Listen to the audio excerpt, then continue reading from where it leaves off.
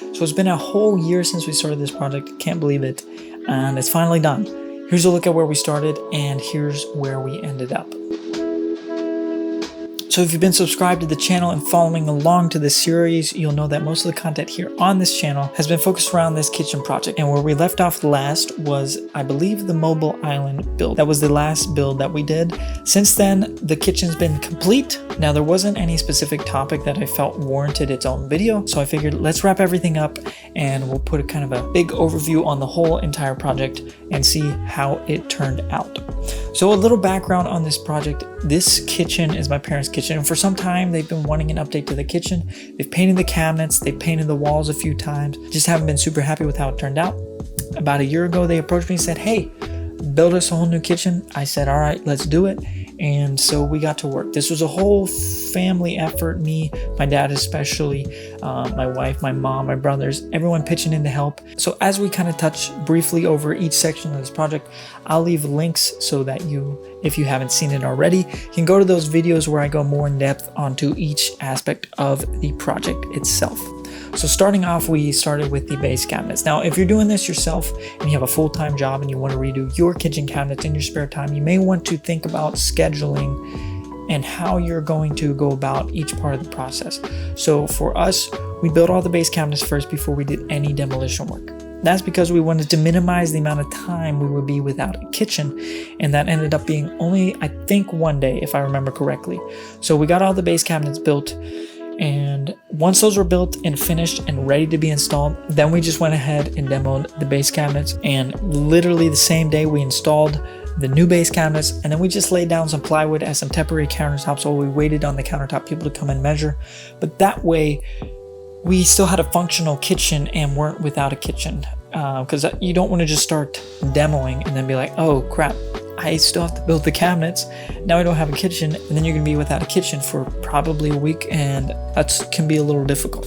So if you're gonna do this yourself in your spare time, you may want to kind of go through and think about the sequencing of the project. What aspects are you gonna do first, and in what order you need to do them. From the base cabinets, we moved on to the upper cabinets, and then we have the upper cabinets, and then we decided to redo the whole pantry. So the pantry was originally just a closet with a door on it and some wire shelving.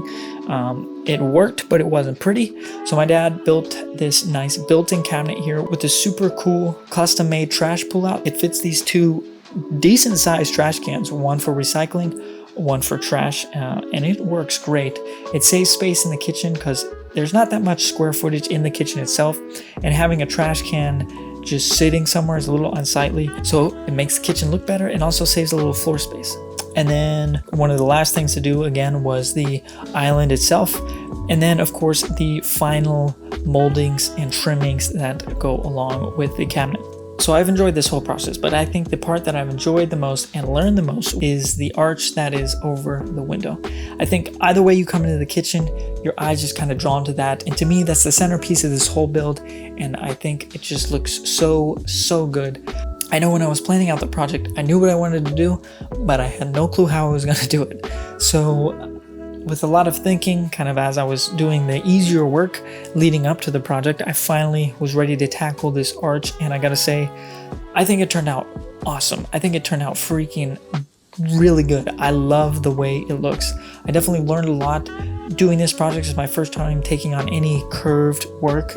First time working with veneer. It's definitely opened my mind up to many other woodworking project possibilities using curves and veneers. And so yeah, I'm super glad I decided to push and challenge myself to get that project done.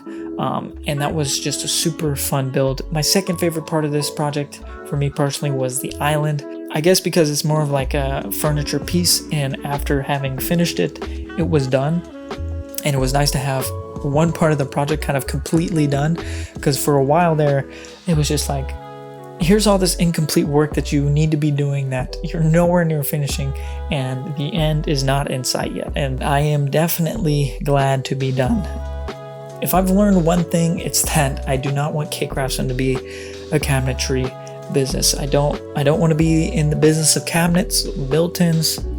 I really don't. I just don't. There's something about furniture making that is just way more enjoyable. And I want K-Craftsman and the work we do to be enjoyable to me. So yeah, that cabinetry is just not the direction we're going.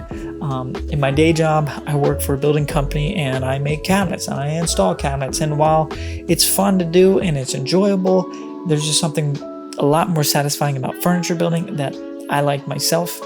So that's what moving forward K-Craftsman is going to be focused on, and the content of this channel is going to be focused on furniture making. In my last video, if you haven't seen it, I talked about kind of what's going on now after this kitchen's been complete with K-Craftsman itself, talking about our production furniture and everything. So if you haven't seen that, check that out. I'll leave a link here. But yeah, I won't be doing more cabinets anytime soon unless my wife wants to redo the cabinets in our future kitchen, which we don't have yet. So that'll be probably a couple of years down the road, but until then, no more cabinets. We're good. So I've definitely learned a lot throughout this whole process, not just in woodworking skills and getting more experience there, but also in life skills. This is a year-long project, and most of my woodworking projects prior to this project, or any projects in general that I've ever worked on, have really, I think the longest one was maybe a couple months.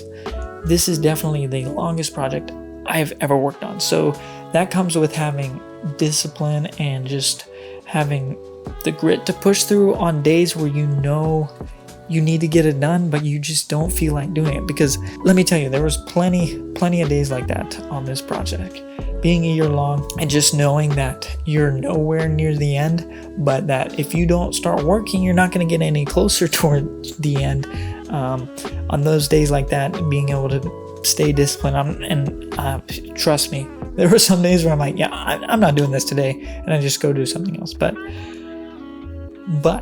there were definitely days where I felt like that, and I told myself, you know what, you just got to keep pushing through to get to the end. And we did. So being able to commit myself to a process like that and see it through to the end, I'm definitely proud to have done that. And yeah, if you made it to this far in the video, I really appreciate each and every one of you so much. Leave a comment below. What is the longest and hardest project you've worked on? I'd love to talk about that. I'd love to talk about your struggles and what's going on with those projects. So, and also let me know your thoughts on the final product of this kitchen. Do you love it? Do you hate it? What would you done differently? I know there's a few things I would have done differently, but hey, I'm not going to be doing this anytime soon again, so it is what it is. Parents are happy. That's all that matters. It's their kitchen. So yes, thank you so much for watching. Leave a like if you've liked this video, subscribe if you're not already, and have a great day, and we'll see you later. Thanks for watching.